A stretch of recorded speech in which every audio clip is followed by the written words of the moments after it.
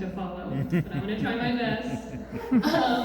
Hi everyone, my name is Sydney Collings, and the question I hope to address with my art is, why do we do the right thing even when we suffer for it and face ostracization?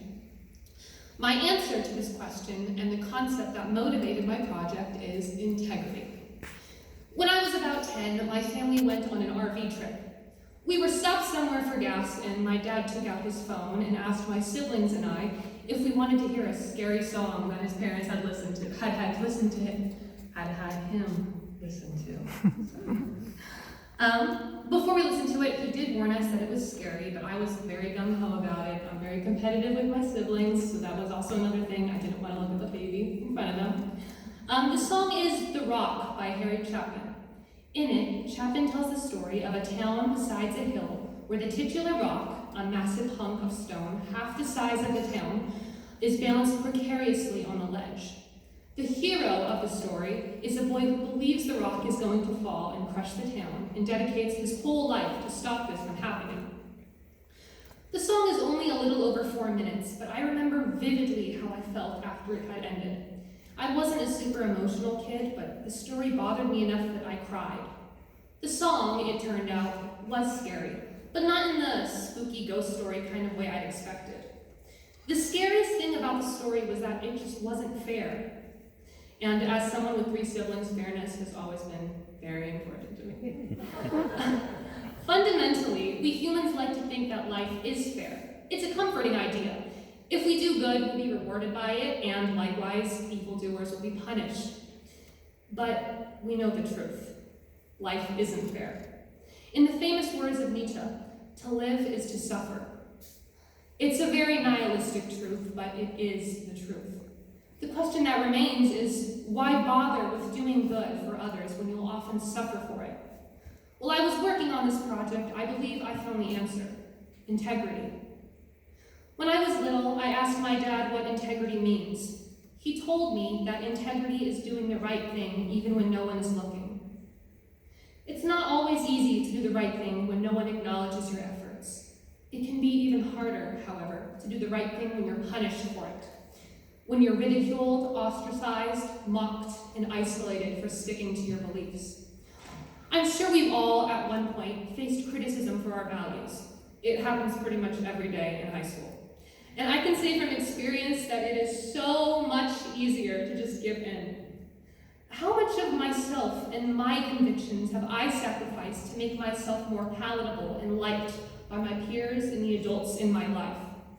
How much of my integrity have I sacrificed for the sake of being accepted? When I heard this song again 5 or 6 weeks ago, this is the question I was forced to face. The first time I heard it, I was 10. Now I was 17, but the song still scared me. What freaked me out this time, rather than the unfairness, was that the song made me reflect on myself and all the times I failed to measure up to the level of courage and integrity the protagonist models in the story. I started thinking, what's the point of being courageous and having integrity when the greatest acts of good seem to invoke more punishment than reward? The people who spoke up for the rights of enslaved groups were ostracized. Germans who hid Jews during the Nazi occupation were often killed. People who fought against oppressive regimes were martyred. Christ from the Bible, the most courageous, blameless, morally good person of all time, was tortured to death on a hill for entertainment value for the masses because he refused to denounce his convictions. So again, what's the point of being good? To live is to suffer, Nietzsche said, which is honestly pretty bleak. But that's not the end of the quote. To live is to suffer. To survive is to find meaning in the suffering. For me, I believe that we choose to do the right thing because, as humans, we have the unique capacity to know what good is. And since we know what good is, we have to live knowing that the way we interact with the world shapes the way it is. We know that by choosing to do good for others, we have agency over ourselves, and that choice in itself is very empowering. Back to the song. Today, 7 years after listening to it for the first time, and after roughly 4,500 frames of animation since I decided to make it my capstone project, I no longer find the story scary. I actually find it inspiring. The integrity modeled by the protagonist in the face of incredible adversity makes me feel hopeful rather than defeated. Like the protagonist, the creator of the song, Harry Chapin, was a man of integrity. He tried to leave the world a better place than he'd found it. More than half of his concerts were beneficial performances. He donated an estimated third of his paid concerts to charitable causes, even though this often caused issues and friction between him and his bandmates. In 1981, Chapin was en route to a free benefit performance concert when he was killed in an auto accident. He was buried in New York, just 14 miles away from where I used to live. I feel a very deep connection to this song, both because of the singer and because of my father. He was the first person to tell me what integrity was, but he also modeled it for me. He is the most selfless, hardworking, humble person I know.